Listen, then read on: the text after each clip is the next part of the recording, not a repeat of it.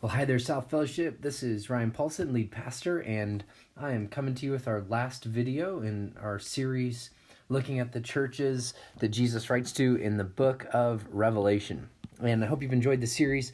I sure have enjoyed teaching it, and I'm excited to talk to you today about the church at Laodicea.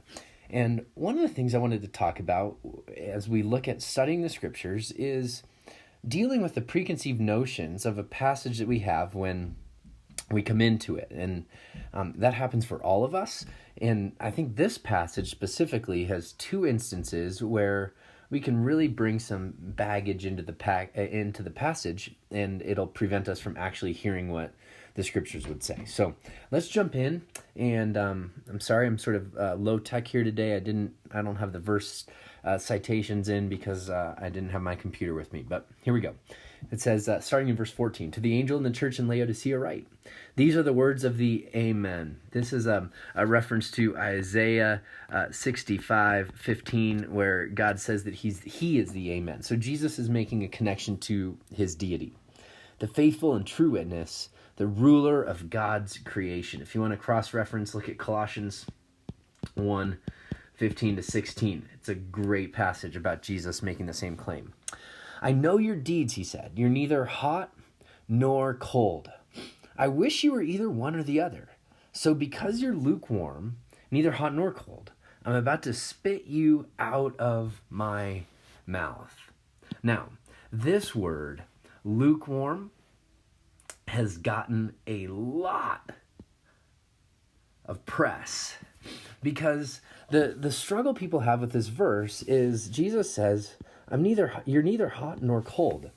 And you may have heard this taught where they said something to the effect of like, well, you're hot in your faith and that's a good thing. And if you're cold in your faith, well, that's a good thing too, because Jesus is saying, I wish you were cold.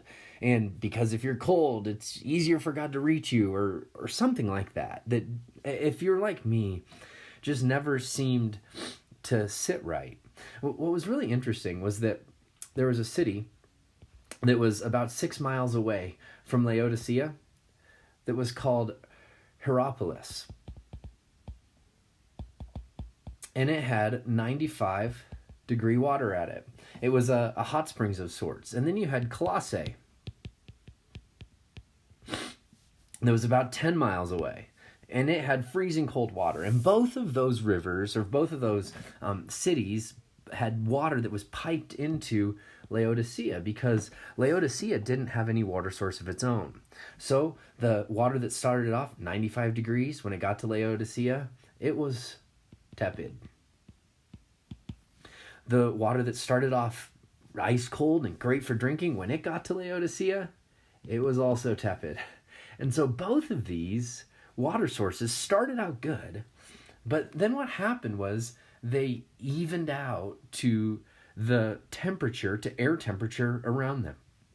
They got lukewarm. And what Jesus is saying to this church is the same things happened to you. So here's what we need to do when we read the scriptures. We actually need to read the scriptures. We can't read into it, well, being cold means this or being hot means this. Actually, Jesus goes on to say exactly what's gone on in their hearts. He says, you say, this is actually verse 17, you say, I am rich, I've acquired wealth, I don't need a thing. See, that was the posture of the lukewarm Christian. But you don't realize you're wretched, pitiful, poor, blind, and naked. I counsel you, Jesus says, to buy from me. So that's where Jesus goes in this. Like, to fight against lukewarm faith means, man, we come back to Jesus. And luckily for us, Jesus is present. If you go down to verse 20, it says this, "Here I am," Jesus says, "I stand at the door and knock." Man, I've taught this as an evangelistic verse, but Jesus is really, he's standing at the door of the church, of those who follow the way of Jesus. And he's saying, quote, "Let me in. It's possible to be a follower of Christ and to have Christ standing at your proverbial door and knocking. So, here's two things that I'd suggest as far as practice this week. Here's what it might look like. Number one, Jesus says, listen, you think you don't need a thing, but you do. So maybe this week we admit our need. Ask for help. Secondly, maybe part of our practice this week is just getting alone, getting quiet, assuming that God is knocking.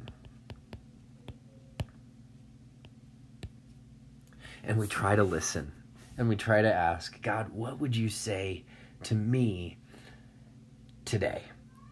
He says, I stand at the door and knock. If anyone hears my voice and opens the door, I will come in, and I will eat with that person and they with me. To the one who's victorious, I will give the right to sit on my throne, just as I was victorious and sat on the throne with my Father. Whoever has ears, let him hear what the Spirit says to the churches. As in every other letter, the promise that Jesus has for his church is one of victory.